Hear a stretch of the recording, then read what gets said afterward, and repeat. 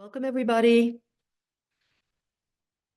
Hi, Lucy. I always see your smiling face. You're one of the first ones I see. Hi, everybody. Welcome. Hi, Chitra. Yes. Let's get everybody on here. And then, hi, Natalie. I just saw that little wave. I saw that. Hey, Susan, how you doing? I see you. Yes. Please give Carol a hug for me. Yes. All right, everybody. So glad to see you here. Thank you for joining. Again, as we continue this conversation about the nervous system. Hi, Joanne. Nice to see you. How you doing? Okay? Good. Just nod your head. Yeah, good. Okay. Here we are, continuing the conversation about the nervous system and especially I think this conversation is so important as we get older because I don't know about all of you, but I'm really aware, just kind of tuned into the reality that, we've got a limited amount of time here on the planet. We'd like to actually enjoy it, right? Rather than be chronically dysregulated and worried and scared and stressed out all the time. And as I often say, there's certainly enough reason for people to feel scared at this point. But I'm here to tell you, as somebody who's been very actively involved in the last couple of months with the whole notion of regulating our nervous system, it doesn't have to be that way. You actually can deal with what's happening in the world while at the same time experiencing a somewhat peaceful life. And so there is hope, people. There is hope. And today, I want to further the conversation. I guess I want to start by saying, I've been teaching a long time, and I've been coaching a long time, and I've been investing in my own personal growth for a long time. Since I was 19, it's when I first hired my first therapist, and I'm 65, so that was a long time ago. And I just think, I came into this lifetime with some kind of passion around curiosity about what makes me tick and what makes other people tick. And there have been times in my life, throughout my life, I don't know, I'd call them like markers almost, or milestones, where I would learn about just different methods of improving. Well, therapy is a good example of a milestone, right? The first time you hire a therapist, your life changes when you have a good therapist and you're fully engaged in the process. It's like you just take a step into another world. When I was introduced to Al-Anon in my mid to late 20s, that was another example of a step that just really changed my life, opened my eyes to a world that I didn't know existed and self-understanding that I didn't have before. Coaching was the same thing. When I trained as a coach, the first year of my training was dedicated to getting my own act together, and that was life-changing for me. And on it goes. The study of the nervous system, for me, has been one of those milestones. And as somebody who, for example, is passionate about the Enneagram, some of you have heard me speak about it. It's a spiritual, psychological profiling system that I've taught, that I've studied for the last 20, 25 years, I think, was life-changing for me, the Enneagram. Internal family systems work, which I began doing in therapy several years ago, really also life-changing, certainly in my health journey, as I wrote about in somewhere, or I think I talked about it in Self-Care for the Wisdom Years, using internal family systems work specifically around weight loss and eating and health was life-changing for me in a whole different way. So this nervous system conversation, interestingly enough, because in some ways I'm a systems thinker, when I look at things like the Enneagram, like internal family systems, addiction, the world of addiction, I see this common thread being the nervous system, and that's really exciting to me. And so what I want for all of you is to understand your nervous system, understand what dysregulates you and what regulates you, because it can actually change the way you live your life. Now, I know I may repeat some of what I've said before. It's kind of part of what you do when you're learning something and also when you're teaching something. Some things are worth repeating. I always think of that with Eckhart Tolle when he wrote The Power of Now. Many people said, "Oh my gosh, that book is so redundant." And I said, "Yes, because the message he's teaching is so important that it needs to be said in a million different ways over and over again. The power of presence."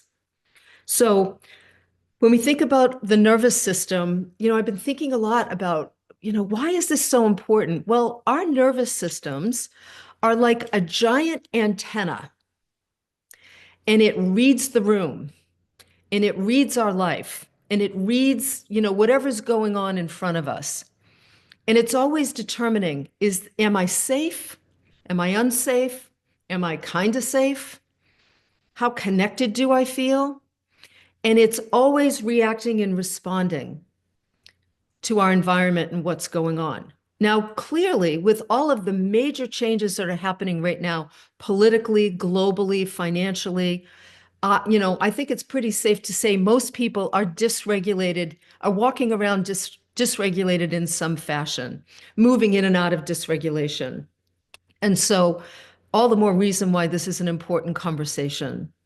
So, and as I said during our last Zoom gathering, the work that Deb Dana has done is really, really great. I mentioned the book Anchored in our last. Let me make sure I have that right because I can't remember if it's Anchored. Yeah, Anchored: How to Befriend Your Nervous System. That book's really good, and I'm really happy to tell you that I just found out this week. Deb Dana also published a workbook, which sounds true, that came out. It's called the Nervous System Workbook. I don't know if that's probably backwards to all of you. I really love this. First of all, Anchored is a really good book to read because it will educate you about the nervous system. What I like about the Nervous System Workbook is it will literally take you by the hand and teach you about your own nervous system and what it means to be dysregulated, how to get regulated, how to stay regulated as much as possible throughout the kind of ebbs and flows or peaks and valleys of life. Your nervous system will determine the quality of your life. And during the last Zoom gathering, one of the questions that I didn't get to that somebody asked right up front was, who goes first when it comes to regulating? If you're in a relationship with somebody or you're having some kind of conflict with somebody, who's responsible for the regulation is sort of how I heard that question. I don't know if that's what this person meant. And the answer is you are always responsible for your own nervous system regulation. And the quicker you get yourself regulated, the better everything's going to turn out, right? Because most of us, when we get triggered, we operate from a dysregulated state. IFS would say a part has come up. Usually it's a young part, and suddenly we're trying to have adult conversations or deal with adult things, but we're actually 5 years old or 8 years old or 13 years old. And so IFS, internal family systems work, is all about recruiting the self, capital S energy, the adult self, if you will, recruiting that wise, regulated self, I'll call it, as quickly as possible. But your nervous system is directly tied into your physiology. And so I'm going to remind you all, first of all, your ventral system, ventral regulation is the calm, relaxed, clear, centered nervous system. It's when you feel safe and connected. You just feel good. You feel centered, everything's right with the world. When we get triggered by something, the sympathetic nervous system kicks in. That's the fight or flight part of the nervous system.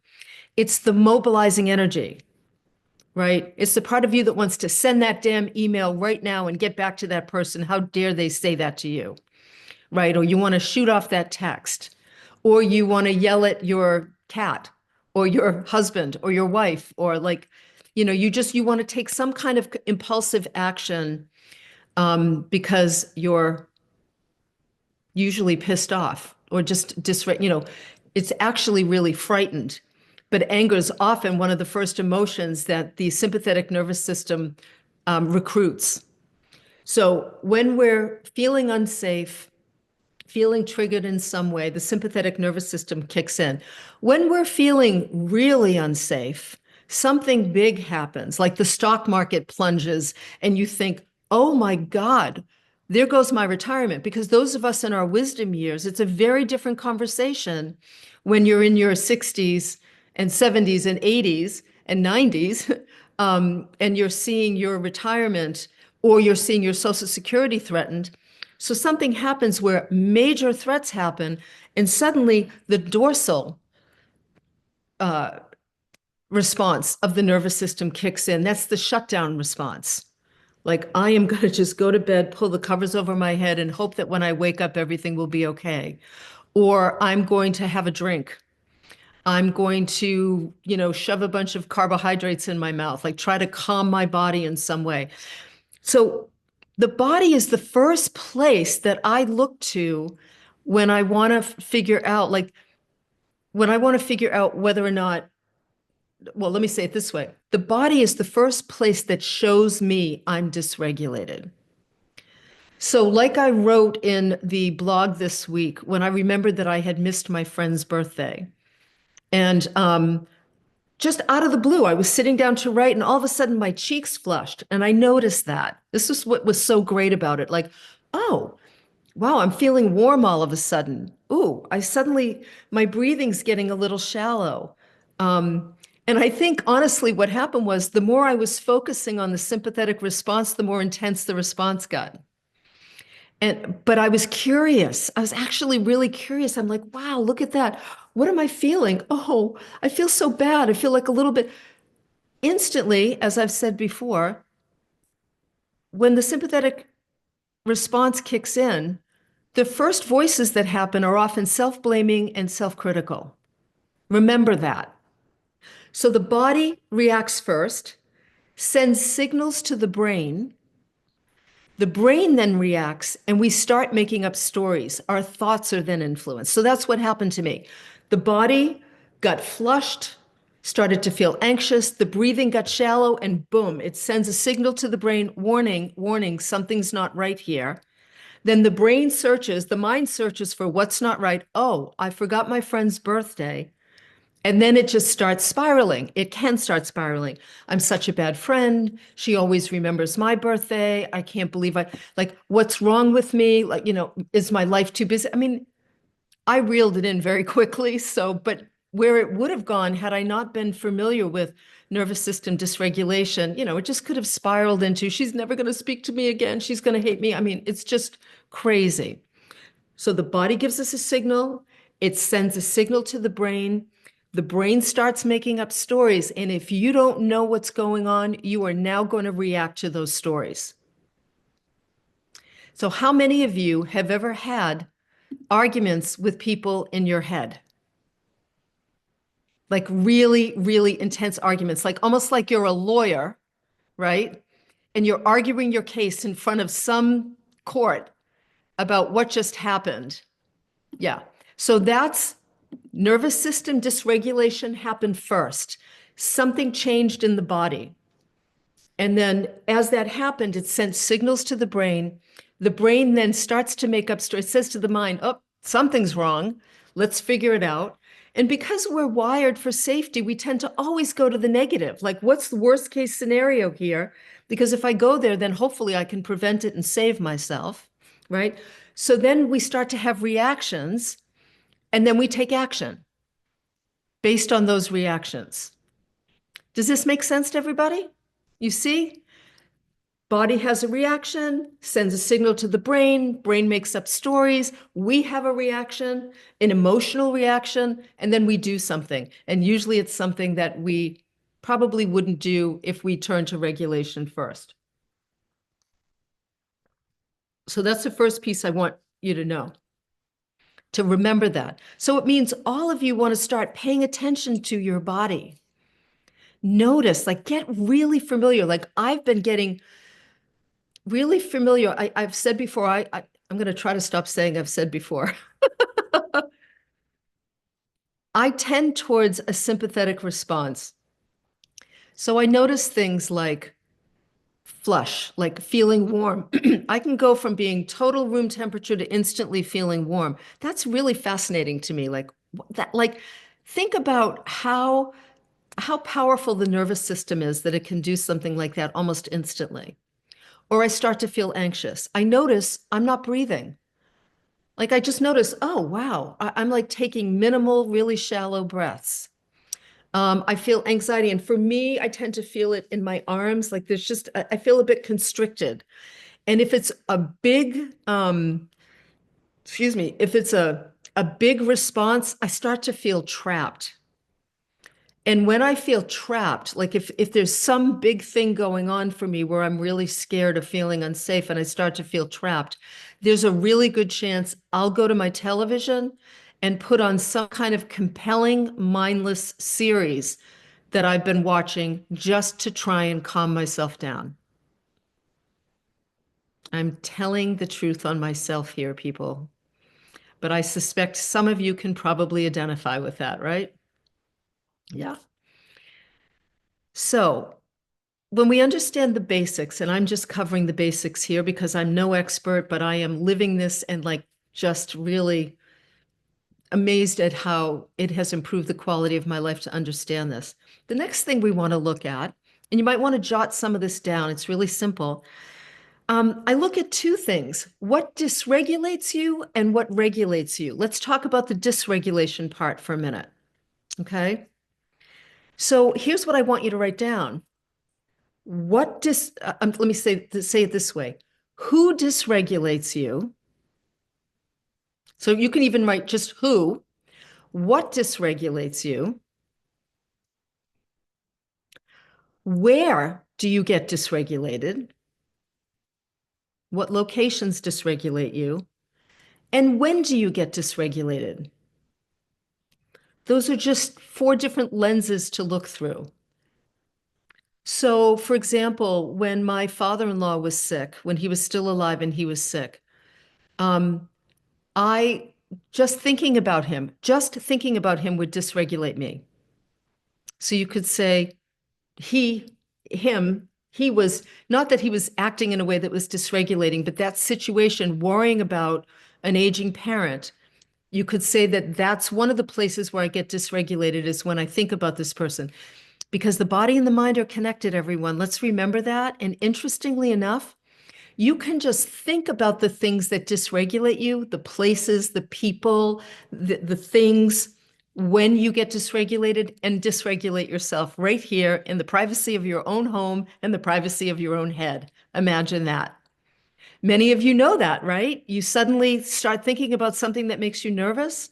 Like I could invite you, and I'm not going to do this, but I could invite you to like, let's spend a minute just focused on the stock market and your retirement. And it will take no time for you to get dysregulated. We're not going to do that though, right? So it's both in the mind and then in reality. So this is a really great exercise for all of you to take some time, like in a journal, in a notebook, spend a few hours, go for a walk and think about who in my life dysregulates me. And you may have a couple of people that come to mind, but then you want to also start to pay attention when you hang out with people. Pay attention to what's going on in your body when you're with them. Because you know what you're going to discover? There are some people you have dinner with and you overeat because you're dysregulated. Or there's some people you have dinner with and you have an extra glass of wine that you normally wouldn't have because you're trying to calm your dysregulation. So you're dealing with the symptom, not the source, but you didn't know the source was the person you were with. I tell the story all the time about when Debbie Ford was dying and I was with her just before she died and she said to me, "Stop doing things that bore you," right? Which was a very powerful and unexpected thing to hear from somebody on their deathbed.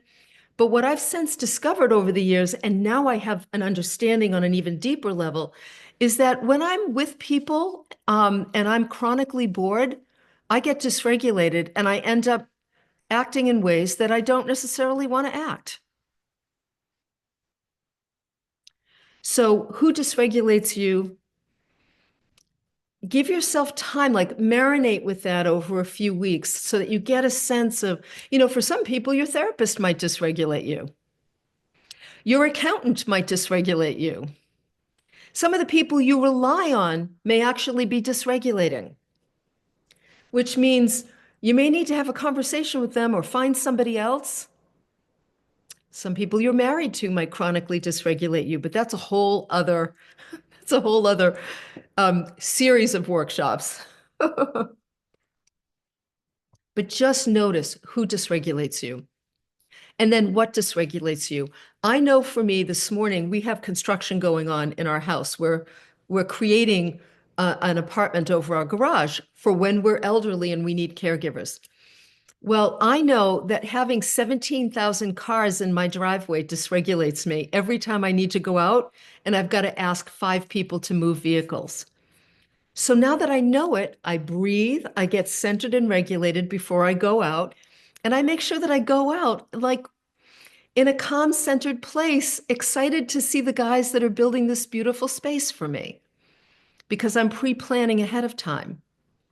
So, doing more than one thing at a time is dysregulating for a lot of people. Even though we grew up thinking that multitasking really well was a good thing, you get older and you realize, not so much. It's a bit dysregulating, right? Paying your bills might feel dysregulating. Like just begin to get familiar with what dysregulates you. When my cat is sick, I get really dysregulated because it reminds me of when Poupon, my first cat, was sick and we lost him. So recently, one of my cats was sick Wednesday, about a month ago, and I saw what was happening. It was really awesome. I thought, whoa, I am really dysregulated. I'm really scared. And instead of like rushing to call the vet and, trying to get her to eat or like doing all the things that I used to do, I sat my butt down, breathed, sighed out loud because it engages the parasympathetic nervous system and calms the body down. Got myself into a centered place and then was able to get to a place where I thought, Cheryl, you're an experienced cat parent. You know what to do here. Let's just look at what's going on. Let's check out a few things. And I was able to just handle it so much better, including the ride to the vet, which for those of you with cats, you know that putting a cat in a car is not always the most regulating activity. But even the drive to the vet was so much better than it was in the past when my poor husband and I would be in the car like 2 little kids, like feeling horrible because our cats are moaning like we're killing them. So where do you get dysregulated? Maybe every day when you go into the office or go into work, you realize that start to notice, does something change in your body before you walk through the door? Are there certain rooms in your home or closets in your home that dysregulate you that you kind of avoid? Or when you can't avoid them, maybe you don't even realize that, the kitchen pantry that is a mess and you can't find anything and you just get frustrated. What you don't realize is that space is dysregulating to your nervous system. And one of the most loving things you could do is clean it up because you use it all the time. And that would be a way to like lovingly regulate your nervous system. I'm just making this stuff up.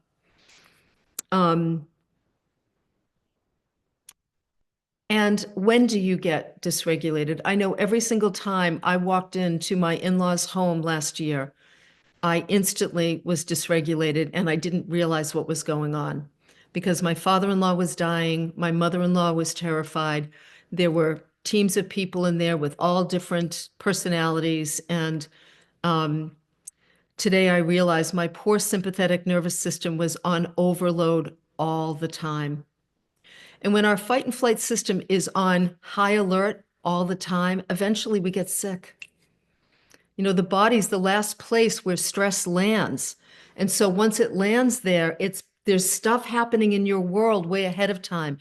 And the nervous system is working overtime, trying to regulate itself because it's always trying to do that. So what dysregulates you? So let's a few minutes And, based on what you've heard me say, and take a couple of minutes to think about your own life. So let's do this. I'm not going to have you close your eyes because I want you to be able to write down whatever occurs to you, but let's just kind of tune in for a moment and notice when I ask the question, what are the things dysregulating you in your life right now?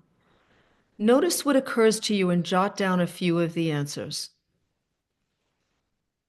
Put them in writing.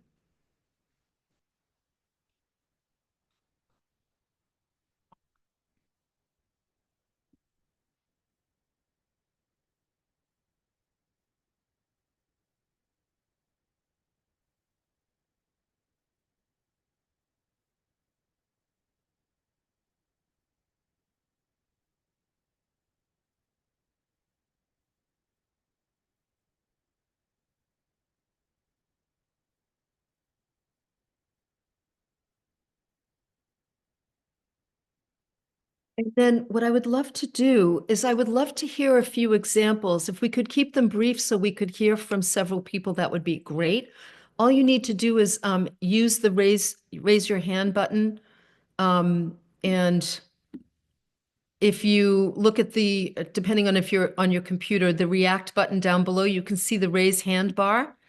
Go ahead and raise your hand, and then I would love to I'd love to just hear a few examples of what dysregulates you. There we go. So, hi Brenda, you're up, my dear. I'm going to ask you to unmute. There you go. Hello. Hi, how you doing? I'm good. Um, Hi to everyone, and thank you so much, Cheryl, for this. Yeah, you're very welcome. I wrote a lot of things, but I'll just say a few of them. Good. One is I notice I'm dysregulated more when I don't sleep well. Great. So a lack of sleep is my top one. If I'm overscheduled, I tend to get dysregulated. I'm introverted, so not enough time by myself to recharge. And the last one is loud, crowded spaces. Yes, great. Great. Thank you so much, Brenda. Those are great examples. I really appreciate that. Thank you. And boy, is sleep a big nervous system dysregulator, without a doubt. Sequoia, I'm asking you to unmute. Okay, thank you. Sorry, background noise here. Can you hear me? Oh, yes, I can hear you just Okay, fine. thank you. Yeah, what dysregulates you? Okay, so I'll just give two. Once, when a dance partner criticizes me that I'm not doing it right, and especially they're not doing it right, number one. And then number two, if someone talks too much and they hog the whole conversation and they don't ask me about me. Great. Oh, that's great. Thank you. Really good example. Thank you. Kathy Miller. There you go. Yeah, Hi, Kathy. hello. A couple things is when I have too many things on my calendar, even though they're things I might enjoy. If it's just too booked, I get overwhelmed with that. And I think also too is if I'm feeling anxiety or having one of these stressful moments and people tell me to calm down, just makes me angrier. Those are a couple of mine. Yes, yes. Yeah, that's great. That reminds me of the story that I told. Thank you very much. The story I told last week about how my husband tends to go more towards the shutdown nervous system response, and I go to the sympathetic, so that if we're running late, I run to tell him, hurry up. I'm, yelling at him to hurry up. And and he's like, okay, that's just going to make me go slower. And it wasn't until I understood nervous system dysregulation that I began to realize, oh, this is what's going on. And my approach isn't working. All right, Lonnie, you're up. I'm asking you to unmute. Hi. Oh, try to unmute yourself, my dear. I'll come back to you. Janice, how about you? Yeah, There you go. Hi, yes. Janice. Hi. One of a lot of what everybody else said resonates with me, but going to a place where I can't actually eat because I try to eat gluten-free and dairy-free. Yep. And so it actually happened yesterday, and I just ate everything bad, and I felt really terrible when I left and Yeah. throughout the rest of the day and night. So Great. So that, yeah, the overwhelming stuff. yeah, not great. I'm sorry that happened to you. But there you go. There's really important information, right? Seen through the lens of the nervous system, you know that, you know what, taking some time to, like, actually taking an hour to sit down one afternoon and mapping out different places I can go to eat that have gluten-free options would be a profound act of self-love. Thank you, Janice. Great. Um, Hi, Lonnie. I see you're Hi. unmuted now. Yes, Hi. I found it. Traffic, Traffic, yes. and people who aren't present when they're talking to you. Mhm. Like, I don't like to talk to people when I'm driving or when they're driving, Mhm. because I feel like they're supposed to be driving. They're not really paying attention to me or to our conversation. Yeah. That So drives me crazy. yeah, so you feel like if somebody isn't paying attention to you, first of all, you're probably really tuned into that, so you know when it's happening, right? And when they're not paying attention to you, you can feel the dysregulation start to happen in your body.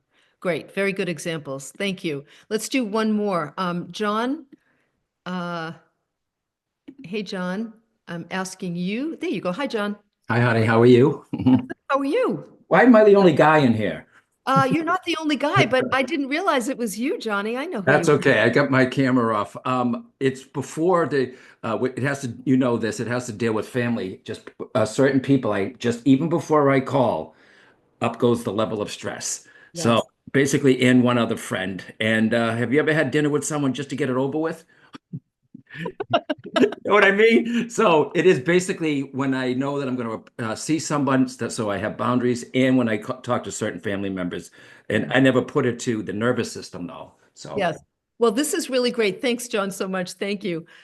This is really great because, you know, it speaks to co-regulation, which I've mentioned before, which is that my nervous system is communicating with your nervous system. Like our nervous systems are communicating with each other right now without even speaking to one another. And so when John's going to see a family member, remember I said, all you have to do is think about somebody and you can get dysregulated. So that's part of what's happening here, which is such a great, great argument for getting regulated, like learning to regulate yourself, because you can't just avoid people. You can avoid some people, but not everybody. But yeah, just thinking about people or, and all of this, John, as you said, I never equated it to the nervous system. That's why this conversation is important. Because when you start to see, and this is, I think, what's been so helpful for me, is seeing this through the lens of the nervous system makes it more, I just feel more compelled to take better care of myself.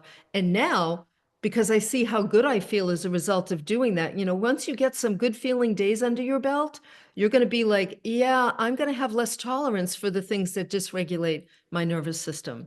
So this would be a great living, breathing document for you to work on. Like I have in my journal, you know, a page for who, a page for what, a page for where and when. And every time I think of something, I add to it. And I'm so appreciative to you that have shared your examples, because some of them I can absolutely identify with, and will be adding them to my list as well. This is where I think we can kind of crowdsource this information together, which would be great. So if you want to, Terry, let's turn on the chat box. And as we continue, if you want to share some of what dysregulates you in the chat box, please feel free to do that, because we copy the chats and make them and the recordings available on our website afterwards. So you all can go back. Like, how awesome would that be, right? To just go through and mine the chat entries and be able to make lists for yourself. I think I'm excited about that idea. I'll be doing it too. So, okay, so we look at the different things that are dysregulating us, and then we can take the flip side, which is what regulates us. And I think this is an important conversation, because all of us have ways that we regulate ourselves. And much like John was saying, if you don't make the link between behaviors and certain experiences and the nervous system, you're going to miss an opportunity to recognize, oh, wow, here are some things I can do to regulate my nervous system when I'm feeling triggered in some way. So once again, we go back to the who regulates your nervous system, right? What regulates your nervous system? Where do you go to feel regulated, to engage the ventral system, right? The ventral response. Where do you go? And when do you feel regulated? So I'm going to share some examples. I made some lists of examples with you. And then again, I'm going to ask you to just write down some examples so that we can go around and get some from some of you, and then we'll put those in the chat later on. But I noticed a few things when I was doing this that I wanted to mention that surprised me. It was very interesting to me to look at who regulates me. Without a doubt, my husband, Michael, regulates me. And I didn't understand, I didn't understand. Let me see if I can say this the right way. I have always said that I feel safe and loved on a very deep level with my husband, and I've always felt that way from the very beginning. Seeing it through the lens of the nervous system, I understand that I just have like another piece of the puzzle for that, like why this person is so important to me in my life. Not only because I love him, we've been together a long time, we're good friends, but he's incredibly regulating for me. There are other friends who are regulating sometimes, and sometimes they're not. There are a handful of people in my life, in a very small amount, that I would turn to be regulated.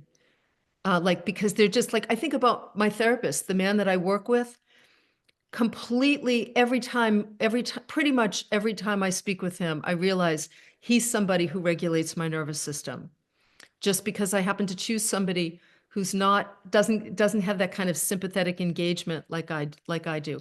But this is also an interesting conversation. If you think about nervous system regulation and the people in your life, it also really speaks to the Zoom gathering we did on finding friendships in the wisdom years, because it makes me think about friendships in a different way.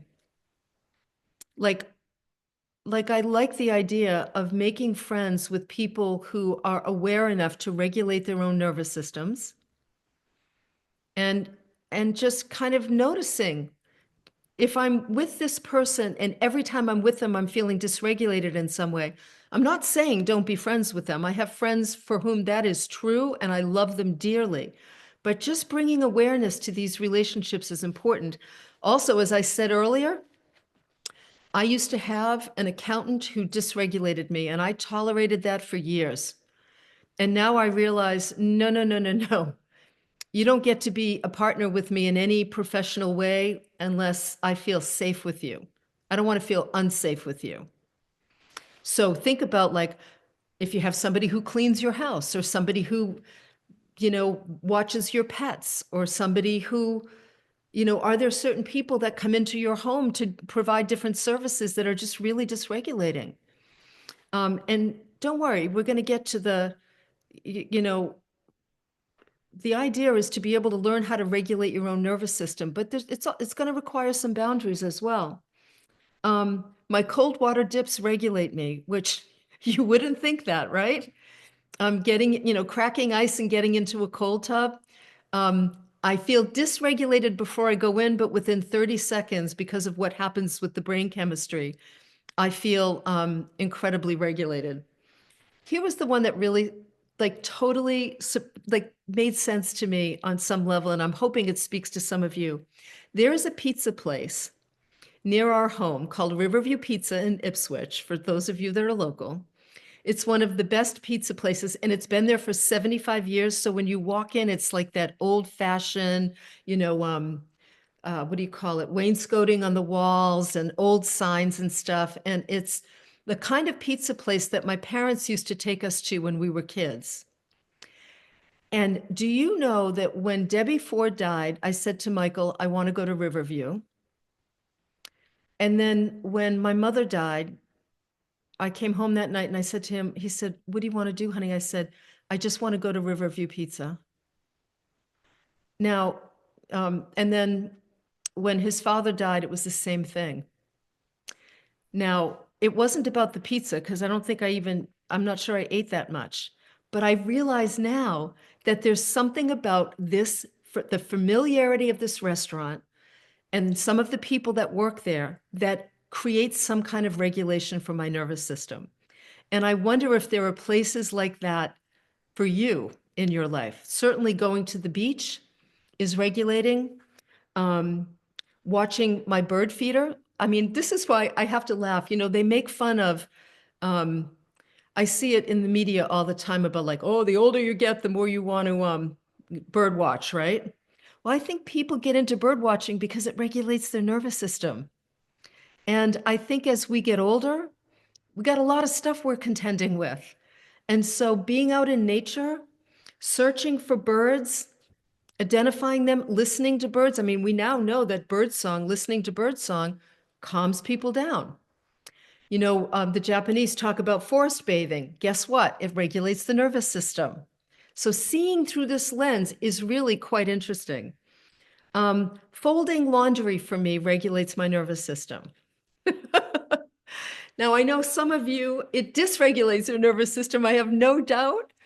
But every time I was writing my books, I would always fold laundry when I would get stuck with the writing, and I never understood why. And now I understand why. Being in the company of good friends where we have deeper conversations and we really pay attention to each other and we care about what each other is saying. There's a sense of mutuality. We want to make sure everybody's heard from. Nobody's like dominating the conversation. It feels really safe and connected. That's also regulating because, you know, what we're trying to do is feel safe and connected when we regulate the nervous system. Okay, so now it's your turn. Let's have you take some time to just jot down a few of the things that regulate your nervous system, that engage that ventral energy, that beautiful ventral energy. And so I want you to think about this. If you tend towards sympathetic, then calming yourself down in some way is probably going to be the way that you're regulating. If you tend towards dorsal, where you shut down, the way you get regulated might be very different. So, and we all, by the way, move through ventral, dorsal, and sympathetic. We just, I suspect we just tend to lean towards, actually, what I think happens is one form of nervous system dysregulation becomes so well developed, overdeveloped, that that's where we lean towards. Because when you start studying this stuff and you go back and you trace your life and you realize, oh, for crying out loud, you know, in my husband's family, poor Michael, I always talk about him because he's a great example. In his family, the message was always calm down, be quiet, don't say, like his father would literally do this. Like, keep it down, keep it down. Like that was the message. Don't get too excited. Don't get too full of yourself. Like everything was about tamping down. In my family, my father's great lines were always, what are you doing just sitting there? Get up and do something. Help your mother. Get going. Move. Like everything was about move, move. Yes, simmer down, Beth. That's right. Everything was about move. So my pattern of dysregulation was the mobilizing energy. Michael's pattern of regulation was demobilizing energy. So how do you get, and I'm loving the things in the chat too. So let me look at the chat to just see here. Talking to a best friend, tapping, yes. Humming, great example. Hugs. Yeah, how many of you have seen in social media, you see all this stuff about like the 6-second kiss, the 20-second hug. That's all about nervous system, regulating a nervous system. And I laugh because it was John Gottman, I think it was, can't remember if I'm getting his name right, but the relationship expert. And he's talking about, you know, how couples who kiss each other before they go to work live like 5 years longer, and couples who give each other hugs, like one hug a day for 20 seconds, are healthier. And I'm thinking, yeah, because they're regulating their nervous system on a regular basis. And when you do that, you get healthy, you stay healthy. Okay, these are great examples in the chat. Sitting in church all alone regulates you. Beautiful example. Touch. Drinking my morning latte. These are great examples. Please, all of you, make a note to go back when we post the recording of this in the chat. Please go back and look at this because there's so many good ones. Yeah, cuddling with my cat, watching old TV series. There's another great one, Paulette. I have a friend of mine, every time he gets stressed, he watches, I think it's called That 70s Show. It's not a show I'm familiar with, but I know what he's doing is regulating his nervous system. Wind chimes. These are great. You guys, this is wonderful. You guys and gals, great examples. Okay. So we've got 15 minutes left, and I'm going to ask you, if you have a question, let's have you raise your hand. If you have a question about what we've talked about, again, I'm just giving you a piece of the puzzle here. I invite you to raise your hand and we can have a conversation. And again, I'm going to ask you to just please keep it to questions so that we can hear from people. And hold on one second. Hey, Greta, I'm unmuting you. Hi, I'm asking you to unmute, I mean. Can you do that? Yes, I can. Hi, how are you? Nice to see you. Nice to see you, dear. So what are you asking me? I'm sorry. Yeah, I was saying I was opening it for questions. Well, that's perfect. My question is, because I'm dysregulated as an empath healer by the current upheaval in our government and country, which seems like it's being destroyed. And I understand intellectually and spiritually that this is some sort of facing shadow, but it's very dysregulating. Yes, it is. It is. So I'm just wondering what you and other people are doing to stabilize. And of course, you're giving lots of great examples. So thank you, my dear. Oh, these are helpful. Well, yeah, thank you, Greta. And I'm so glad that you brought that up. I really am, because first of all, when we're naturally empathic, I believe that energetically we pick up on what's happening in the world without even watching the news. Like my antenna knows what's going on in the world. And I think the more empathic we are, and so because of that, you all have heard me say a million times, I'm very careful about the news that I watch. I follow Jessica Yellen, News Not Noise, as a news source. I follow Brian Derrick, who is a young gay man who's founded oath.org, who looks at they've used technology to determine the very best races to invest in. And he's I followed him for a while. He's a young, smart guy when it comes to politics. And Heather Cox Richardson, yes, I see somebody putting that in the chat. I have to be careful though when I read Heather, because her blogs are dysregulating to me a lot of times. So I have to choose. So Greta, this is a good point, that I pick and choose when I'm going to read her blog. I no longer read it before I go to bed or first thing in the morning, because I know it's going to dysregulate me. And so this is what I mean. The first step is self-awareness. I can't stress this enough. Begin to get to know your own nervous system and how you get dysregulated and regulated. And spend a good month or two just noticing, because self-awareness in and of itself is going to start to change things. And then from there, you're going to be able to see, oh, I love Heather Cox Richardson. I understand what she's doing. As a historian, she's documenting what's happening. And I want to read what she has to say, but I have to be in the right regulated state for that. And that for me is a result of having gotten to know my nervous system and recognizing, oh, in the morning, for example, like I never have my phone in my bedroom. That is completely dysregulating. As a matter of fact, when my mother was sick and my father-in-law was sick, one of the most dysregulating things was I had to have my phone in my bedroom just to be able to be available for an emergency. And it really showed me how much I don't want any technology in my bedroom ever. And I actually would say, I think that's a strong recommendation for everybody, because I don't care that you put it on airplane mode. I don't care that you know, if you put your phone in your bedroom and you put it on the bureau across the room and you get up once to get that phone in a 30-day period, you know it ain't a good thing to have in the room at all. Breathing and sighing are really important. They are great little techniques. And Greta, I'm doing this a lot during the day. When I recognize, oh, I just feel like something is up, I will walk around.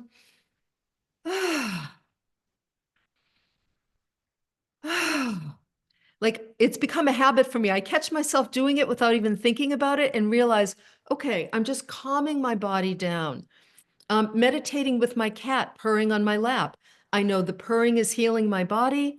I know that it's like to me, that's like accelerated meditation, right? It's a twofer. I'm meditating and I'm also getting the purring rhythmic feeling of the cat in my lap.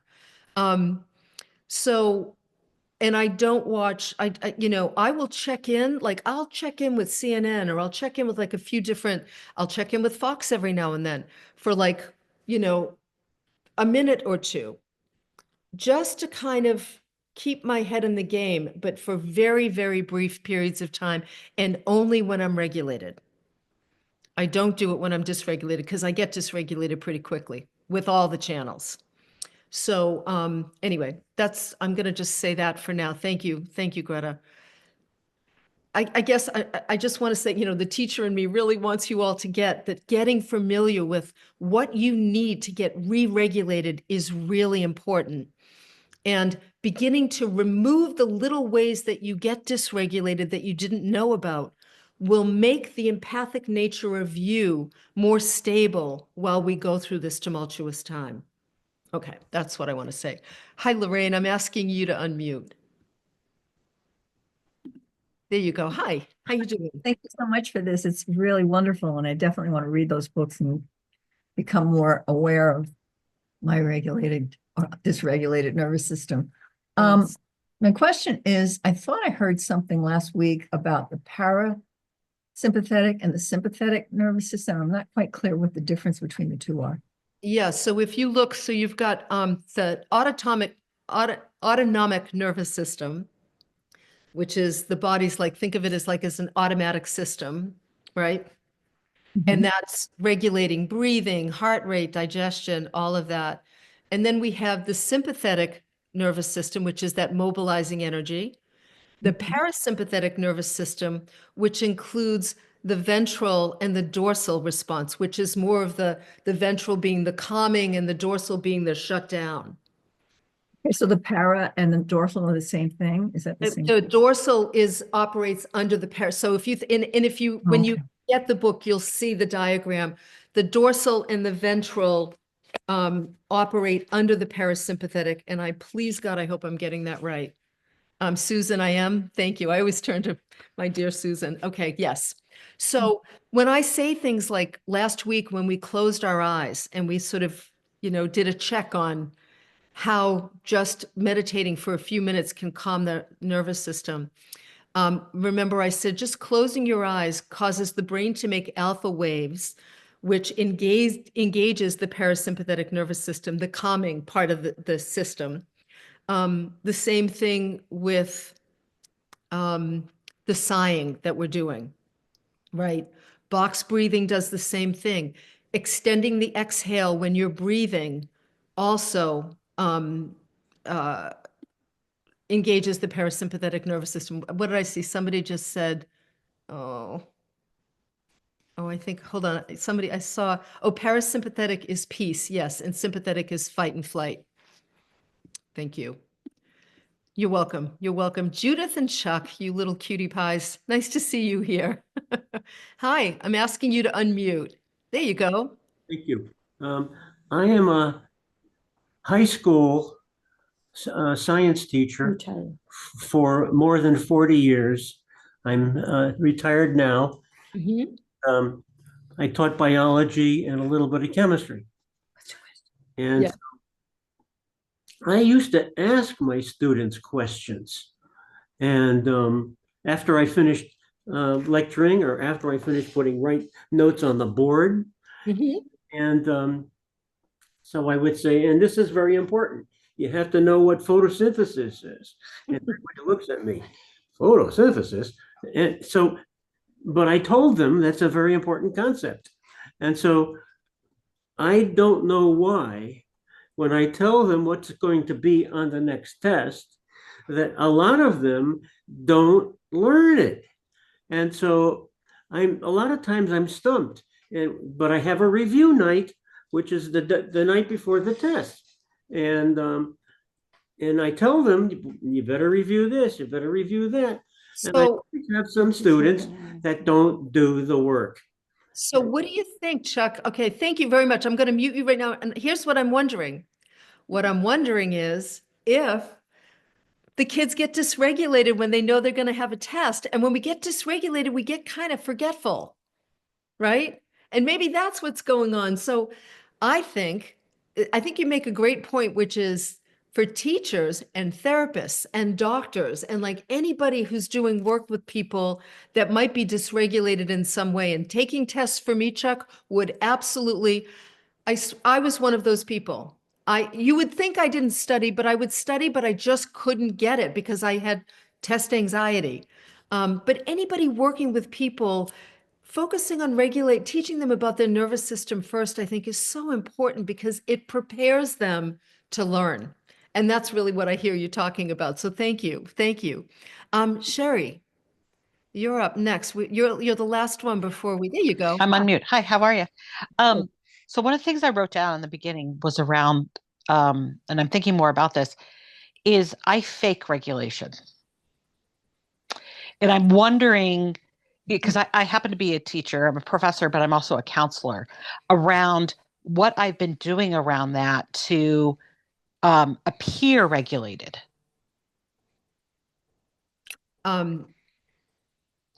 So what's your question?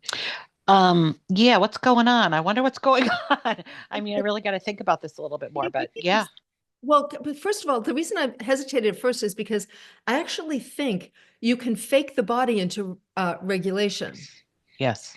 So that's why I was I was thinking about the time that my friend Patty was dying and her last wish was to go to Disney World. And we went to Disney World together, she and Michael, and the four of us went. And she wanted to go on the rock and roll roller coaster. And I hate roller coasters. But how do you say no to your friend who's dying? So I went on the rock and roll roller coaster with her, not knowing until I was locked in that it goes upside down. And I started to have a panic attack. And as it launched forward to get into ready position, I don't know why, but I started laughing as hard. I started fake laughing as hard as I could. And I faked myself into regulation and had a ball. And I never forgot that because it really taught me that in a trauma situation, because it was traumatic, you could actually fake the body into a regulated state. So it could work to our advantage, right? Right. Tell me, where's the most common place that you fake regulation? Probably at work with my students and with my faculty. Yeah. Because everybody else is so dysregulated. Oh, so no, so I get regulated when everybody, I fake regulation when everybody else is regulated. Yeah, but maybe your dysregulation just looks different, and what you're doing is just you're going vroom, yeah, and they're all going like this. Yes, and that's what I was thinking about when you were talking around. Maybe I'm shutting down a little bit, but not even realizing it. Yes. Yeah. Well, and let me ask you this: do you ever get tired at work? Oh my gosh, yes. Right. Yes. You just do you ever feel like, oh my God, I could just go in the bathroom and put my head down and go to sleep? Yes. Yes. Yeah. So you're dysregulated, but you're dorsal dysregulated, probably. Yes. Yes. So that dysregulation is causing you to kind of your world. I mean, think about it. In a trauma situation, it's like literally people just dissociate and shut down, right? The body, the nervous system's trying to create safety. But when you're not in that massive trauma state, you're just, so what's going to happen is you're going to feel foggy, you're going to feel a little tired, not going to have the energy and the oomph. You know, Sherry, you want to be thinking about, are you in the right job? Right. Well, I'm retiring, so that's going to be helpful. There So you go. Okay. I mean, that's kind of tongue in cheek, but I would certainly be exploring that with you if we were working together. When are you going to retire? August 1. Oh, good. So it's close. Yes. Yes. Okay. Well, Yes. then you'll get to experience a whole new form of dysregulation once. Right. Not that I'm, Thank you. Yeah. but this is the time to be doing this work. Okay. Yes.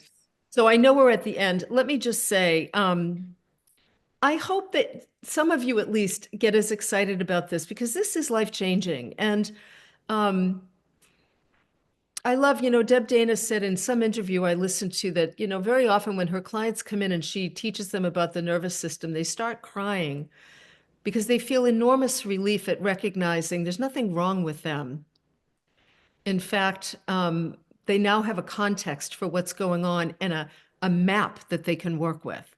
And that's, I think, this is our ticket to true aliveness because when you're in a ventral regulated state, life is beautiful and you feel deeply grateful and awed by life. Life feels rich and you feel connected and safe with the world.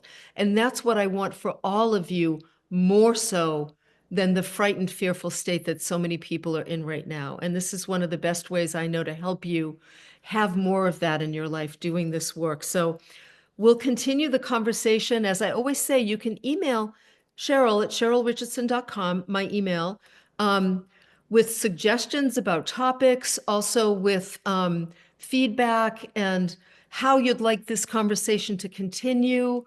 And I will probably do a Zoom gathering at some point about dealing with people who regulate and dysregulate us, or specifically dysregulate us, because I suspect I've been getting emails that seems to be like, just raise your physical hand if that feels like an important topic for you. Dealing with, yeah, everybody's hands up, dealing with people who dysregulate you. Okay, good. Maybe I'll make that the next one then, and we'll figure that all out together. Thank you so much for joining me today. I really appreciate having you all here. And listen to this again so that you really absorb the information, and we'll talk again soon. Lots of love, everybody. Bye-bye.